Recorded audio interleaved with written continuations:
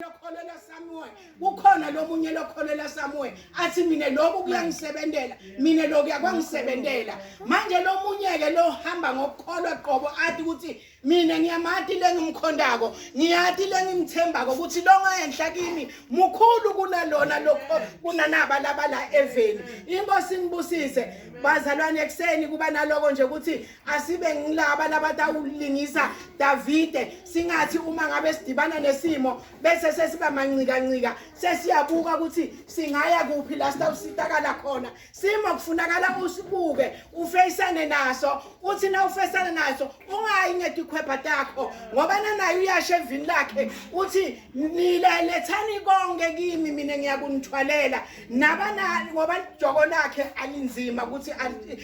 silithwale. Inkosi ngibusise ekseni nje kuba naloko ukuthi asiboneleni isibonelo sibe sibonelo njengakulaba labahamba phambili labe bamkhonda uNkulunkulu bebangahambi nje ukuthi masihambisane njenganasa sipele sakaDom Mampro lesi sasibhaliwe kufunzeni kwethu phela thina safunda ngale yanyaka loya usathiwa kunesipele sesithi masihambisane. Yabona masihambisana manje kuhambisana akufani nokuthi lo muntu ukimi uhambisana noma ungathi uyajika ungambona lo muntu akasekho la celeni kwakho ngoba niyahambisana mara wathi ukuthi niyapi naye niyawuphelela kuphi kodwa mawuhleli kuye wanamathela naye uyawuhlala kuwe anamathele nasevini lakhe uyasho ukuthi hlalani kimi nami ngiyawuhlala kini. Inkosi nibusise ekseni kuba naloko ke bazalwane ukuthi asihlaleni kuNkulunkulu simethembe angathi simo ngesimo ledibana naso ukuthi ngisiphi wenda kanjani ubita bani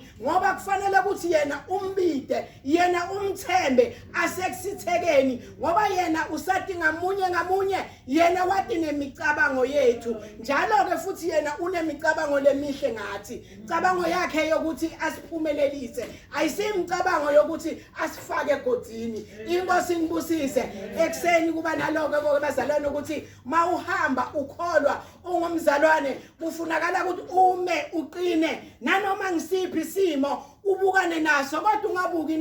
ungabukani naso ngenyama yakho mbide yena ngoba suka akhona nethi yena usuka alinze wena uthi wena ukhuluma ngoba ungakakhulumi naye ubukile wake wabekisa ke impostoli wathi nilinzene ngoba naye ulinze wena ukuthi khuluma nawe ulinze yena ukuthi naye akwendele utakwendela njani ungakamtsheli Mampro ngoba kudzingakala ukuthi ukhulume uma yena athatha iaction aye kuleti dingo takho. Inkosi nibusise ekseni bazalwane kuba naloko nje ukuthi asihlaleni kuNkulunkulu njengalokhu kuleviki eliphelile sike samuva Mampro yahlala kimi le ukuthi uma uta enkonzweni iba prepare ukuthi wena uyapi wena uyokwendani ungamane nje uthi ngiyobhala ithikithi wake washo umpostoli wathi enkonzweni asibhali ithikithi akuna favor ke bazalwane ekholweni akunokuthi lo ungcono kunalo ungcono kunalo uhanjwa ngemisebenzi. Inkosi nibusise ngoba naNkulunkulu uyathanda ukuthi siyende imisebenzi simsebenzele sibonakale sikhula sibonakale sisuka kule level le sibonakale singena kule ya level kuze naye abone ukuthi bantwana bayangithanda bantwana bayangiphakamisa naye futhi utabese soyakuphakamisa. Inkosi nibusise ngitawubuyela phansi ngeke ngichithe isikhathi egameni lika Jesu. Inkosi nibusise amen.